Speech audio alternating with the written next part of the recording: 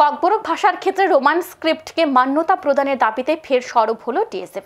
শুক্রবার Agartala circuit house Gandhi মূর্তির পাদদেশে বিক্ষোভ প্রদর্শন করে টিএসএফ এর কর্মী সমর্থকরা শীতকালীন বিধানসভা অধিবেশনে যেন ককবরক ভাষার ক্ষেত্রে রোমান স্ক্রিপ্টকে মান্যতা প্রদানের বিষয়ে যেন উত্থাপন করা হয়, তার জন্য এদিন সার্কিট হাউস গান্ধী মূর্তির পাদদেশে বিক্ষোভ প্রদর্শন করে টিএসএফ টাউন কমিটির সভাপতি মনীষ দেববর্মা জানান, 1968 সাল থেকে তারা এই দাবি উত্থাপন করে আসছে সরকারের নিকট, কিন্তু সরকার ভাষা কমিশন গঠন করলেও তাদের এই দাবি মান্যতা দিচ্ছে না।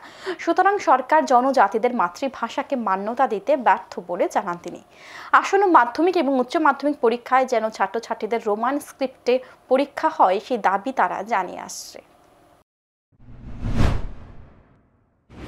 সামনে যে বুট এক্সাম আসবে 10 and 12, সেখানে যাতে ককবরক ভাষা থেকে রোমান স্ক্রিপ্ট এবং বেঙ্গলি বাইলিঙ্গুয়াল কোয়েশ্চেন পেপার সেটা করা হোক, সেটাই আমাদের দাবি ছিল।